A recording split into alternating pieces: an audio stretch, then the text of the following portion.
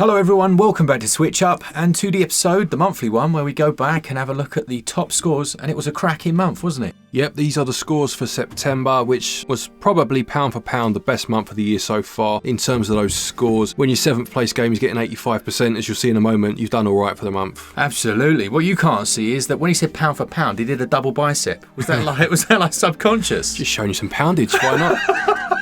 Ouch. Now, if you do want to buy any of these games or pick up some eShop credit and get yourself 5% cash back, use our website switchup.gg. That happens automatically and we get a tiny little kickback from Nintendo. All the links are down in the description. All right, what were the best games of this month or the one just gone? Let's find out.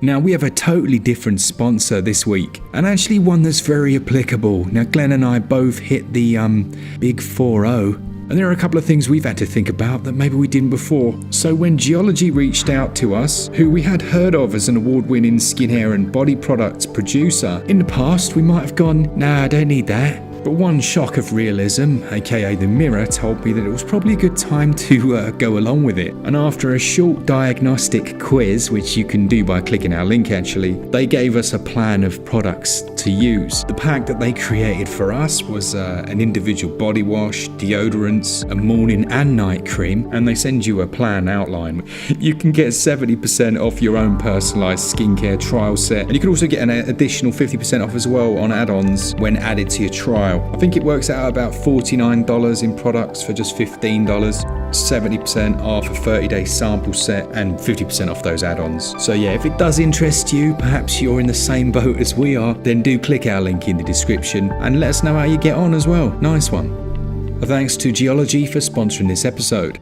Right, we'll start with a game that's not officially on the list. It scored quite low, but just to give a comprehensive roundup of all scores, this was Lollipop Chainsaw Repop. Yeah, this previously came out on the Xbox 360.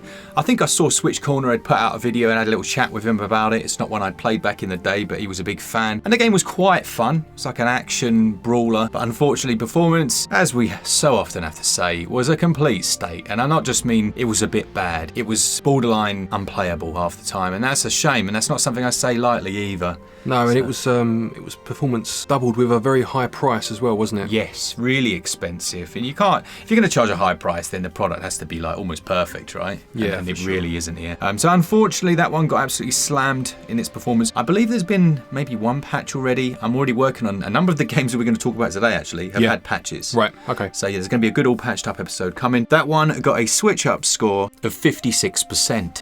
Right, let's get on to the list proper now then, shall we? So in 8th place for last month, we had Reignatis. Reignatis was decent. This is funny because there's a lot of people that are slamming this game, but actually it's really good. You've got a fast-paced action RPG, and I really have gone down the preference of action RPGs over turn-based, personally. Yeah. But this one has quite a unique feel to it. Obviously, it's Furyu, so that's the publisher, but it's not Furyu, the developer they used for things like the Caligula effect. This is a different developer, and I think they've done a reasonable job. You've got two main protagonists on different sides of the law. This world has a ban on magic. One of those protagonists is a magic user who shouldn't be, and he's trying to fight back against this system. And then the other side, you've got another character who seems equally morally driven, but obviously is on a completely different side of the fight, of the conflict. And it's actually very good from that perspective. It tells a good story, it's interesting, you've got this alternate universe they visit, and it's a fun game. The combat's good. The problems with it, I'm so bored of saying it, performance sucks half the time, man. 25 frames per second in the city areas, no thanks. There was a patch that came out just as I dropped my review, so I was panicking. I put a community post to help us like, oh, here we go again. I'm gonna have to do what I did for a couple of other games and like basically redo them. But it made no odds to performance. So yeah, good game, not great performance. It got a Switch Up score of 71%. Let's move on to 7th place now, and you'll see those scores really start to ramp up from this point forward. In 7th, we had Pizza Tower. Now, this was a bit of a hybrid, I think, between a more modern platformer and a classic single-screen arcade game, high score chaser, if you will, with a very unique art style, which kind of evoked memories from 90s cartoons and some of the classic 90s platformers as well. Yeah, to me, this looks like, and don't take this badly, developer, it's a great game, but it looks like someone who is great at designing games and not very good at making them. You know what I mean? Like in terms of like the look of it. It looks yeah. Yeah, it's an acquired taste, I think it's fair to say. What I will say about the aesthetic, and we'll move on to the gameplay in a sec, is it looks very good in action. It does. In terms of its animation, it's very, very refined, and you can clearly see the quality of the workmanship there. It's just that style they've chosen, which at times, when it's good, as I said, does look like things such as the Ren and Stimpy show. Really reminded me of a 90s platformer called Boogerman. Yeah. But at its worst, it just went too far that way for me, and some of it just looks so basic and crude that it wasn't to my personal taste. Yeah, no, completely agree. I'm not, just to kind of clarify, it's obviously an intentional style that he's gone for. I don't think he's bad at designing games. It just has that look of, it's almost like a low effort look, but it's intentional. Absolutely, and in terms of the gameplay, it's such a quite visceral style of game that works really well because your protagonist has a look of Wario about him. He's quite stumpy and portly, to put it politely, but he moves like Sonic the Hedgehog. But he has his versions of the old spin dash and all that stuff. He does, and you'll be using these to get across the levels. You need to make your way all the way through the level to pick up a number of ingredients, and then you'll hit a point where you need to then rush back to the start of the level whilst being chased by a huge pizza that will kill you if it touches you. And it's that race against time, and it's a very fun and very addictive game. Well worth playing if the art style can mesh with you. And with all that said, it got a switch up score of 85%. Lovely. Pizzas don't chase me. I chase pizzas. Yeah, exactly. Although Friday night's pizzas got eaten by flies, man. Oh. Yeah, I stuck them all in the kitchen, in the boxes, which was I couldn't fit them in the fridge. And then in the morning I came down and it was disgusting. Yeah. I moved the boxes and this black cloud flew out. I was like, oh. It was hugely upsetting. I bet it was. Next day pizza is delightful, normally. Okay, we're moving on to joint fifth for the month now, and in joint fifth, first of the two games, is the Plucky Squire. The Plucky Squire. Really enjoyed this. Really enjoyed it. To the point where I've actually played through 1.5 times now. Oh, have you? Yeah. I'm now because I originally played through, and I can think this was a bit of an issue really. And I mentioned this at the top of my review. I played through this on the PC first. Right. Yeah. Then when the Switch version came in, I captured frame rates and did all of that side. But later in the Switch version, it does get a little bit worse. And I did put that in the top comment, because that's just something that people need to know. Now, as always predicted, there's been a patch. Right. There was a patch a day and a half ago, and it's massively improved the areas that people complained about. The thing is, no one else will revisit it. Yeah. So we'll be revisiting it. But I still enjoyed it, even with the performance dips and a couple of stutters here and there. I think it looks very good on Switch. It's just such a lovely, unique game, isn't it? It really is. I mean, it has been done before, don't get me wrong, that kind of paper aesthetic and having worlds kind of open up around you and origami and whatever else it throws at you, but it's lovely to see. It is. Isn't it? And the confidence with which they've done it, like you'll fall down an area and then you'll like whoop and fly out of the book, nice. With momentum. That's like impressive. Yeah, it's really impressive. In a world of grey, yeah, it's lovely to see these sort of games. It is. And some, complain about the gameplay not being as intricate as it could have been. I actually think the gameplay's decent, There's a boss fight in there where you're fighting this like insect creature, and it's well designed, It follows some set principles that you'd be used to, but it's handled well, and good game. I think that one got a switch up score of 87%.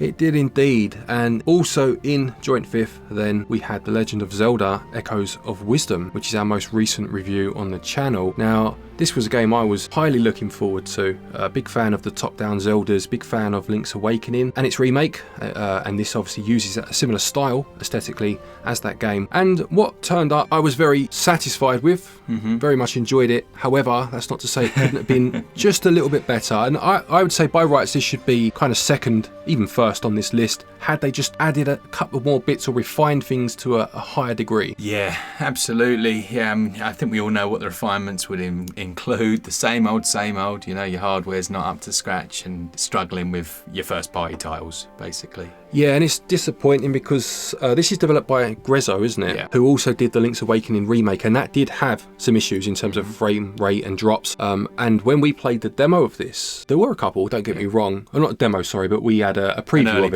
it. An early preview. And there were still some noticeable drops, but not as bad as the game that's actually released. No, and perhaps some of that comes from pushing past those points as well. Like, we did notice some of the same drops in the same areas, didn't we? Yes. They were a little bit worse, yeah. In fairness to what you're saying there. But as you get further on, you hit the mountain regions and the lava, it just gets worse, unfortunately. It does. I mean, don't get me wrong, it's still a lovely game. It looks delightful. I love that style. And I do enjoy the switch to Zelda as a character and the idea of the echoes duplicating enemies or objects and using them to your advantage, be it to combat other enemies or to get past environmental puzzles. But the other point that kind of lets it down score-wise really was the implementation of how you select each of the echoes, especially when you start to build up quite a collection of them. Yeah, there's so many things we felt they could have done, you know, like a radial wheel, quick menu for those. You could have even had contextual suggestions. You know, you're at this area, you've done this before. Oh, it's most likely they're going to use this. Let's suggest it. Have that as an accessibility option. Yeah, there's just a few things. Still, it does have that level of depth. There's a lot of breaking of the systems you can do. You know, as I've just been playing around, you can kind of place something and where you couldn't stack. You know, we struggled like because you have a bed and you could only stack it at the edge. Yes. You could get a bed and then push it a little and then stack another, and you'd be able to actually create really steep ladders and stuff. Yes, to get that bit further and what have you. Yeah, I mean, with a few percent more, this would have shot up the remainder of the list and probably should have done really with just a little bit more TLC. But still a cracking game, don't get me wrong. Also got 87%. That takes us into 4th place then, and we had a bit of a hidden gem, I reckon. Yeah. This is Shogun Showdown, which is a roguelite where you play as a warrior and you have to defeat all of the enemies on a screen, and it's turn-based, but it never really feels like it, which is to its plus, really, in that combat is so fluid. You move, enemy moves. Along a number of tiles, and you have a number of different moves that you can use, which are card based, and obviously they have a cooldown period, and it's about using the best cards to defeat the enemies without getting hit yourself. And it's one of those games where, as much as I'll try to explain it, until you play it, you probably don't really truly get how good it is. Yeah, I think that's probably similar to a lot of these kind of addictive roguelites, things like Balatro, you know. I was watching it, I was like, but then I played it, I was like, man. Exactly. And I took this one away. We went away, the wife and I, for a weekend a couple of weeks back, and I took this game with me. Hadn't played it yet. It was one of those, I'll play it, see how it goes. A few hours later, she's asleep by this point and I'm still playing this game. And I thought, I've got to review this. This is cracking. And it's such a good game. And if you have any sort of love for roguelites, or you don't mind the failure and then starting again with some sort of meta progression in terms of what you take to help you next time, I highly recommend this game. Good price as well. Very good price. Real hidden gem, I reckon, here. Got a switch up score of 89%. In 3rd place then we had Bloomtown, A Different Story. Bloomtown, A Different Story is basically a JRPG version of Stranger Things. Oh, okay. Yeah. Mixed with Persona. Right. So much so that some people got a little triggered. It's made by the same people that made Graveyard Keeper. Graveyard Keeper, yeah, I see. Some people got a little triggered, and maybe understandably, that it literally, I don't want to say copies, emulates the Persona mechanics. Okay. Things like the combat, where you can fire a gun with the bullets, that's here. There's a mode where when you whittle an enemy down, it goes into this, I forget the name of it, but it's exactly like Persona. When you then have the conversations and stuff like that. Right. It's so similar, it's almost too similar, I think, Yeah. for some. Right. Because there's imitation and then there's blatant copying. Yeah. And this kind of... skirts the line.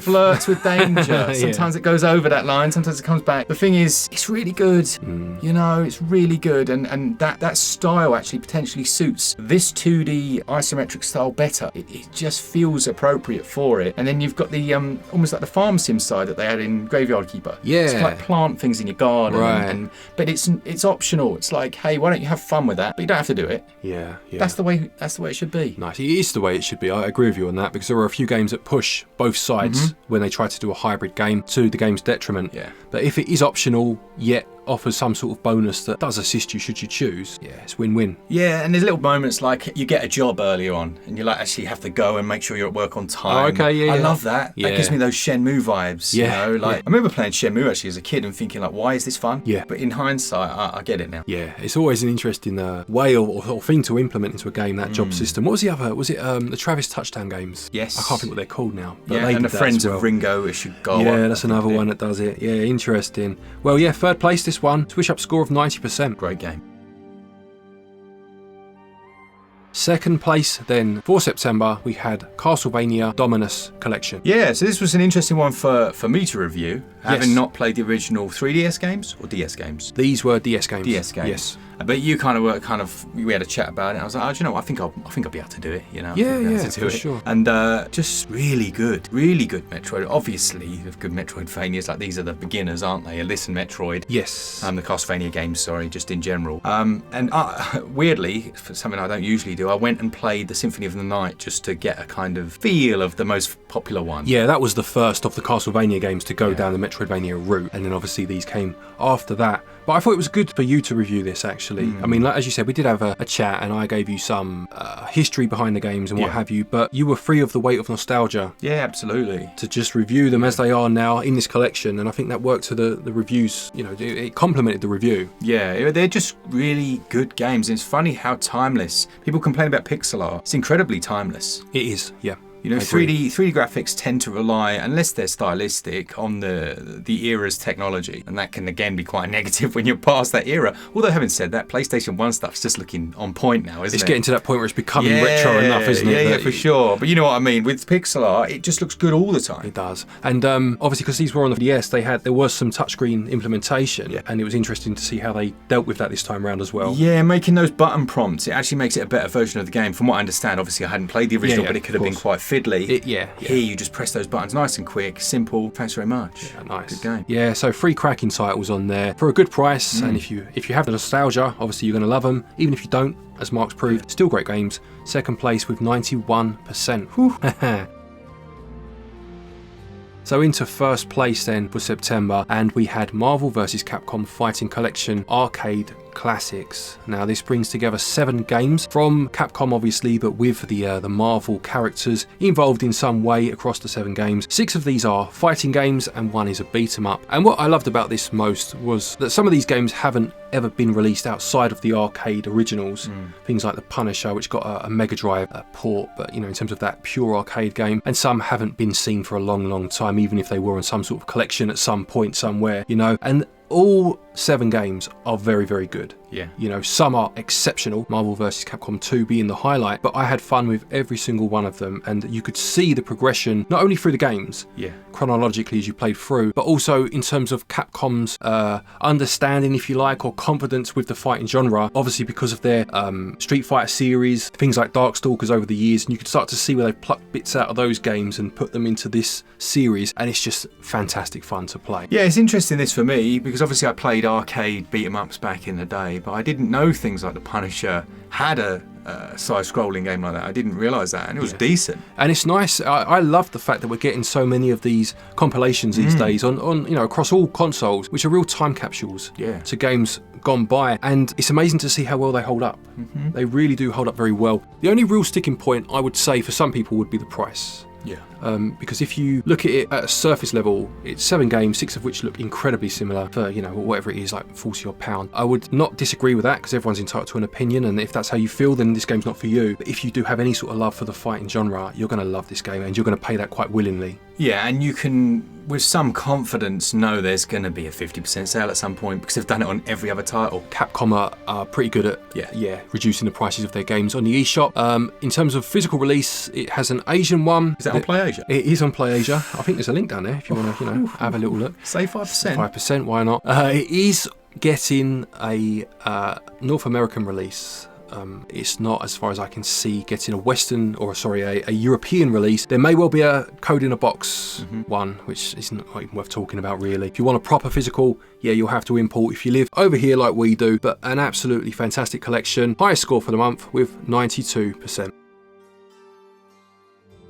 Now, I don't know about you, Glenn, but to me, this does not feel like an end-of-life cycle lineup month. No, it was feeling like an end-of-life cycle year up until this point. Yeah. And then this month has blown it out of the water. You know, we don't speculate about Switch too much because we just don't like speculation. But we know for a fact that a lot of these developers have dev kits for whatever is next, right? Oh yeah, for sure, yeah. So they know if backwards compatibility exists. Yes. And it is starting to look, with the way, you know, you get like re-releases of Lollipop Chainsaw out of nowhere. Yeah. Why? Yeah. You know, we've got re-releases of the Soul Legacy of Kain games coming from Aspyr next month, something like that. We're starting to get more. It's almost like a build-up, as if they know you're going to be able to just play it on your next console. Even the Zelda game, I mean, Yeah. we said in the review, why didn't they lock the frame rate? Well, probably because if you can play it on the next console, It would be flawless. it will be okay, you know? So, yeah, well, who knows? But it's looking like some places are starting to get their houses in order